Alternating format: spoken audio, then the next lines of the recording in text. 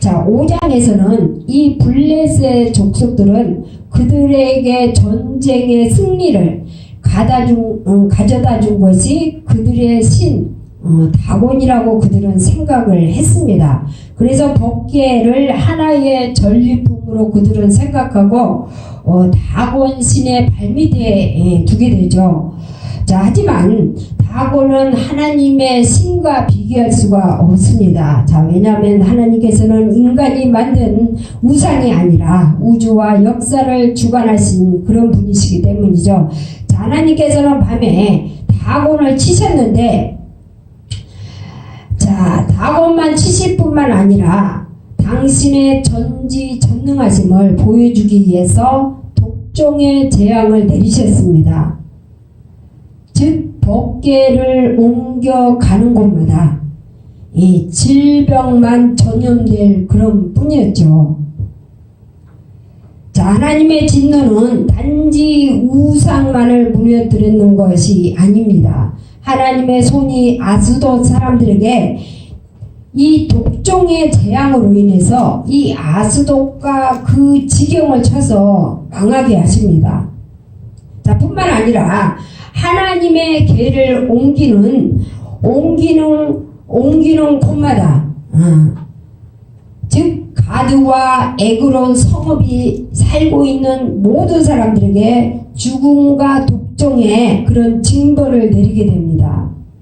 그래서 이 블레셋 사람들이 하나님의 궤를 마지막으로 이 가드로 옮겨가는데 그 이유가 있었습니다.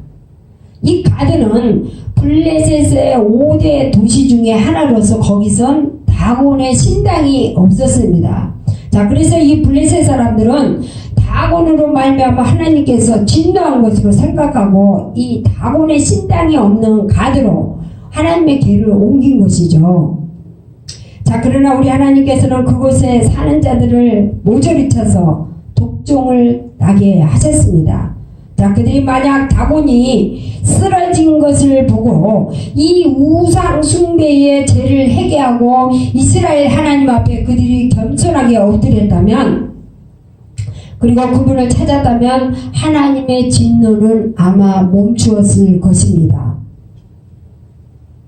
자, 그러나 이와 같이 하나님의 경계의 신호가 울려졌을 때에 미처 깨닫지 못하는 자는 멸망하는 짐승과 같은 존재라 분명히 시편 기자는 그렇게 말씀을 하고 있습니다. 이 블레셋 사람들이 하나님의 징계를 받은 후에 최종적으로 그 법궤를 어떻게 하기로 결정을 합니까? 자, 그들은 하나님의 궤를 본래 있었던 곳으로 옮겨서 이 블레셋에게 임하는 그런 징벌을 그들은 면해보자고 그렇게 의논을 하게 되죠. 자, 이스라엘의 언약궤로 인해서 자, 5장에서는 이렇게 많은 심판을 받게 됐는데, 이 블레셋 사람들이 6장에서는 하나님의 심판을 받았던 사실에 대해서 심판을 받았던 이 블레셋 사람들이 언약궤를 다시 이스라엘로 돌려보낼 그런 방책을 세우고 있습니다. 자, 왜 그랬을까요? 사람이 살고 있지 않는 빈들에 이곳은 보관되어 있었던 것이 그때 당시에 분명합니다. 그 당시에 이 언약궤가 빈들에 아마 보관되어 있었을 것이다. 자, 왜 그랬을까요? 이 언약궤가 들어간 이 도시마다 여지없이 하나님의 진노를 받았기 때문에 이 블레셋 사람들은 언약궤를 사람이 살고 있지 않는 곳에 이 보관함으로써 하나님의 진노를 그들은 피하고자 했던 것입니다. 자, 이 블레셋 사람들은 언약궤를 잘못 다룸으로써 엄청난 재앙을 만났다고 생각한 나머지 이제는 정치적인 방법은 포기하고 그들은 종교적인 방법으로 그 문제를 해결하려고 하는 것을 우리는 보게 됩니다. 그래서 이 제사장들과 이 복술자들을 그들은 소집해서 하나님의 궤를 돌려보내는 구체적인 방법과 요령에 대해서 알아보고 날짜와 시기 등에 대해서 이 블레셋 방백들의 이 조언을 얻고자 그들은 모이라고 했던 것입니다. 자, 이 블레셋 반배들은 또 다른 재앙이 없이 언약궤를 이스라엘로 돌려보낼 수 있는 방법을 이처럼 이 다곤 우상 숭배 의식과 직접적인 관련이 있는 이 복술자들에게 전보듯이 그들은 묻고 있는 그런 장면이라고 볼 수가 있습니다. 자, 이처럼 하나님의 언약궤를 어떻게 본처로 보낼까 하는 것은, 자, 법궤를 빼앗기기 이전 법궤가 안치되었던 이 실로의 성소가 여전히 본래의 기능을 발휘하고 있다는 것을 가리키는 것이 아닙니다. 발굴된 이 고고학자들 자료에 의하면 이 당시의 블레셋 사람들은 앞전에 이 아벡 전투에서 승리한 여세를 그들은 몰아서 이스라엘 영토로 쳐들어왔고, 심지어 그들은 실로에 있는 이 성소에까지도 그때 모두 파괴했던 것 같다고 분명히 말을 하고 있습니다. 자, 그래서 이 본문은 이 본처라는 말이 나오는데, 이는 실로라는 특정 장소를 뜻하지 않고 이스라엘이라고 말하는 것입니다. 자, 본문 3절을 볼까요? 3절을 보면은 이 법궤를 거저 보내지 말라고 하는데, 이는 이스라엘 민족이 애굽에서 나올 때에 그 나라 사람들로부터 음과 금, 폐물과 의복을 가지고 나왔던 사건과 거의 비슷합니다. 자, 더욱이 이 두 사건에 밀접한 이 유사성을 다음과 같은 사실로서 우리가 명백하게 증명을 할 수가 있는데, 자, 우리는 본문 6장 8절과 출애굽에서 이 사건을 우리는 보게 됩니다. 이 사건은 자신들의 잘못을 그들이 깨닫고 언약궤와 이스라엘 백성들을 다시 돌려보내기로 작정을 하죠. 자, 이와 같은 사실들은 고대 근동지역에서 실수로 타인의 소유물이나 사람을 취했을 경우에는 그 실수를 깨달은 직후에 이 잘못 취한 물건이나 사람을 돌려보내면서 실수에 따른 보상금을 지불하는 그런 풍습이 있었다는 것을 우리에게 보여줍니다. 이 블레셋 방배들은 하나님의 궤가 7달 동안 블레셋 땅에 머무는 이 기간 동안 블레셋과 이스라엘은 동시에 두려움 속에서 생활하고 있었다는 걸 우리는 알 수가 있습니다. 자, 왜 그런가요? 자, 이 블레셋에게는 하나님의 궤가 그들 가운데 머물러 있다는 것은 곧 하나님의 심판을 의미했습니다. 그들이 믿고 있는 다곤신과 그들의 육체가 다 하나님의 진노를 피할 수 없게 되었기 때문이죠. 자, 반면에 이스라엘에게는 하나님의 임재를 뜻하는 법궤를 잃어버린 것은 하나님의 영광이 그들에게서 떠났다는 것을 말해주는 것입니다. 자, 이처럼 하나님께서 계셔야 할 곳에 계시지 않은 때는 많은 부조화가 발생이 되고 맙니다. 이 다곤신의 이 제사장과 복술자들은 그들의 경험과 지식을 바탕으로 하나님의 진노를 면해보고자 그들은 애를 쓰게 되는 모습을 우리는 봅니다. 자, 이처럼 하나님을 알지 못하는 자들은 하나님의 권위를 인정하지 않는 채 자기가 가진 좁은 그런 소견으로 당면한 문제를 해결하려고 합니다. 자, 이것은 오히려 문제를 더 어렵게 만드는 그런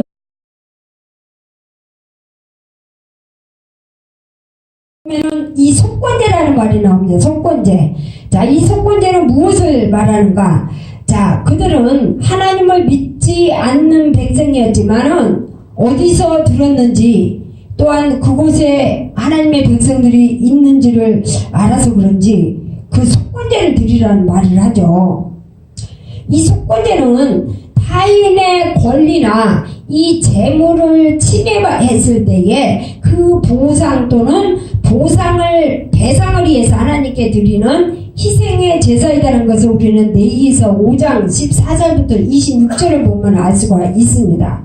만약에 남의 물건을 내가 실수로 떨어뜨렸다. 그러면 그거에 대한 보상을 해주는 거죠. 근데 이들이 어떻게 이런 하나님의 법을 조금이라도 아는 것 같지 않습니까? 어떻게 알고 이렇게 그런 방법을 사용했는지 참 알 수가 없습니다. 자, 오늘 본문에 보면은 하나님의 궤를 옮김으로 하나님께 범한 이 죄값에 대한 보상적인 의미의 희생제사를 말하는데, 자, 물론 이것은 그들의 미신적인 그런 제사 형태를 가미한 제사로 우리는 이해를 해야만 할 것입니다. 자, 그러나 어떤 형태를 통해서든 우리 하나님께서는 송산된 당신의 명예를 꼭 회복하시고야만 맙니다.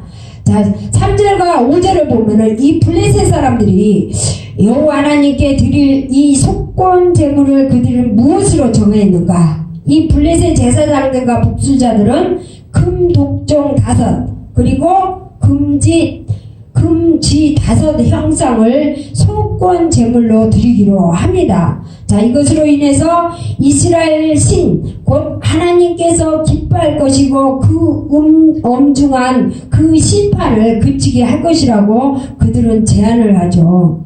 자, 여기서 금독종이 어떤 모양인지 우리는 자세히 알 수 없지만 아마 그것은 이 블레셋 사람들을 죽음과 고통으로 몰고 가고 독한 부스럼의 모양을 이 형상화하는 것을 우리가 볼 때에 우리는 그것으로 추측을 해볼 수가 있습니다.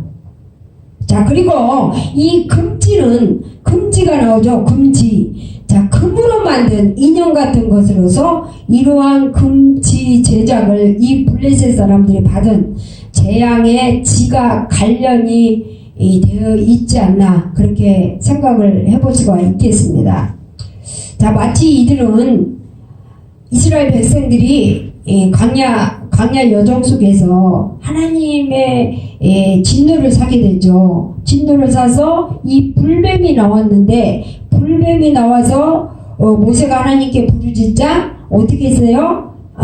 하나님께서 이 막대기에다가 불뱀을 만들으라고 노뱀을 만들으라고 해서 그거를 쳐다보는 자가 날 것이다. 그런데 이들이 아마 이 사건 또한 듣고 알고 있었던 모양입니다. 그래서 그거를 지금 자기네들 사용을 하고 있는 것이에요.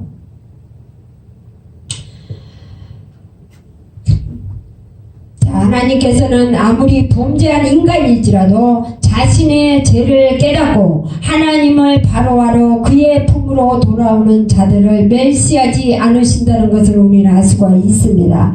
자, 금독종과 금지를 5개씩 만든 이유는 무엇인가?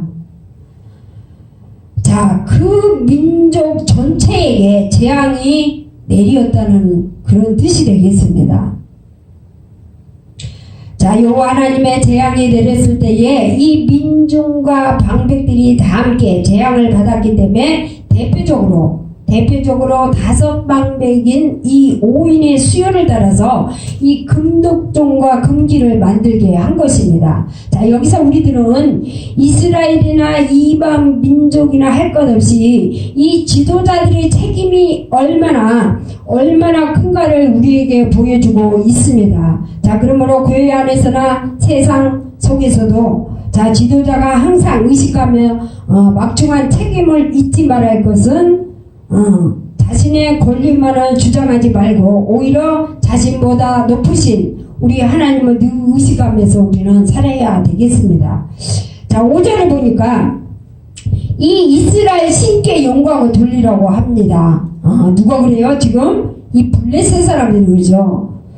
참, 이스라엘 하나님께 영광을 돌리라. 자, 이 말은 이 블레셋 사람 자신들이 독종으로 고생하는 것은 하나님의 거룩한 궤를 이 모독한 점에 대한 그런 형벌을 그들이 시인하고 있는 것입니다.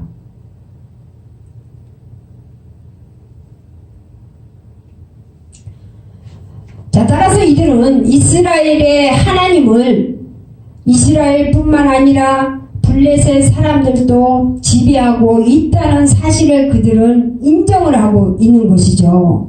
자, 이와 같이 하나님께서는 모든 사람들의 입술을 통해서 영광을 받으시기를 원하시고 또한 친히 영광을 받으십니다. 자, 왜 그럴까요? 하나님께서는 창조의 주인이실 뿐만 아니라 역사를 주관하시는 참 신이기 때문입니다. 자, 블레셋 제사장들과 이 복술자들이 역사적 사실을 들어서 살아계신 하나님의 증거하는 부분이 나오는데 그 부분이 어디입니까? 먼저 그들은 출애굽 사건 때 이 바로가 그 마음을 강팍하게 하면 열 가지 재앙을 다 겪고 난 후에 그들이 그 백성을 내어 보내줬다는 것을 그거를 지금 예로 들고 있습니다. 자, 이러한 사실은 그들이 하나님의 존재를 이미 알고 있었다는 그런 사실을 우리에게 말해주고 있죠. 자, 또한 그들 중에서 기이하게 행한 후에 그들이 백성을 떠나게 함으로 떠나지 아니하였느냐 이렇게 지금 말을 하고 있습니다.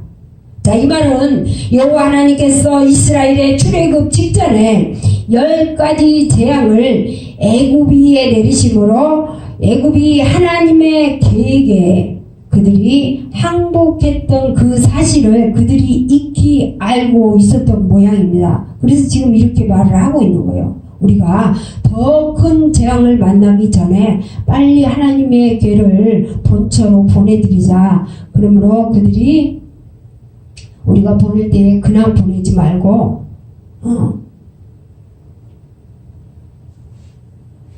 금괴와